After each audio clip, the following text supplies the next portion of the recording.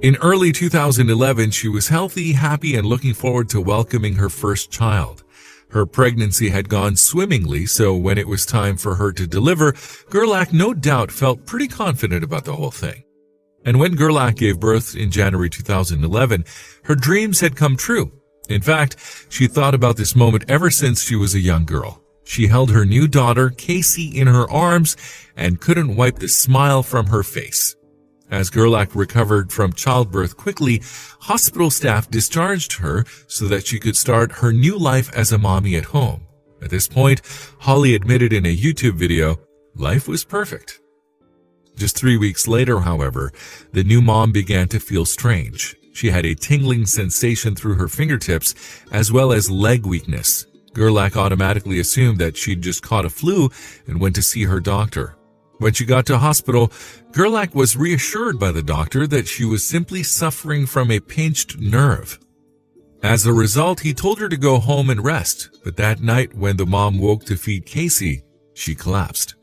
Consequently, the next thing that Gerlach knew, she was waking up in the ICU at Grey Nuns Community Hospital. Doctors had diagnosed her with Guillain-Barré syndrome, and the rare condition had caused Gerlach's immune system to attack her nervous system. Doctors weren't entirely sure what had caused the onset of the young mom's Guillain-Barré, although they believed that her recent childbirth could have been the trigger. Worryingly, in some cases, the condition can be life-threatening. Unfortunately, Gerlach was suffering a severe case of the condition. I was in a lot of pain, she later recalled in an interview printed by the Daily Mail. I just remember being really scared, depressed about being away from Casey, who was only 20 days old at the time. Often, Guillain-Barré can progress to the point where the sufferer is practically paralyzed. And for Gerlach, this happened so quickly that 72 hours after her first symptoms, she couldn't move at all. In fact, she couldn't even breathe without a medical apparatus.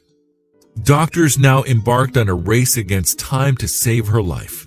They carried out 2 blood-cleansing treatments on her, one of which nearly claimed her life when a needle ruptured in an artery. Luckily, though, Gerlach pulled through, but she remained completely paralyzed for a further 6 weeks. While her life hung in the balance, what bothered Gerlach most was missing out on Casey's formative days. It was very hard seeing her and not being able to properly cuddle her or talk to her, she said.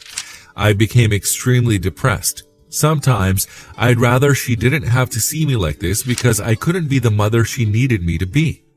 Gerlach wanted to get well for her little girl, and luckily the feeling in her fingertips soon returned. From there, the young mom began to recover slowly but surely. Indeed, before long she had regained the movement in her whole body.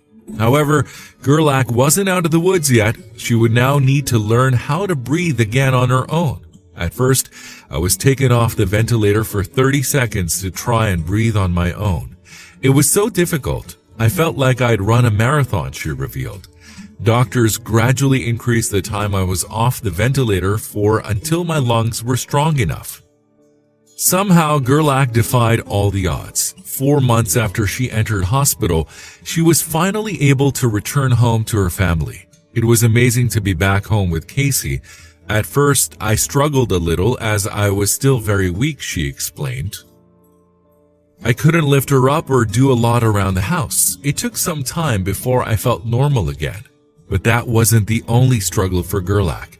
Because she'd been away for so long, Casey wasn't used to having her mom around. For a while, I felt like I didn't really know her or understand why she'd be crying, Gerlach revealed.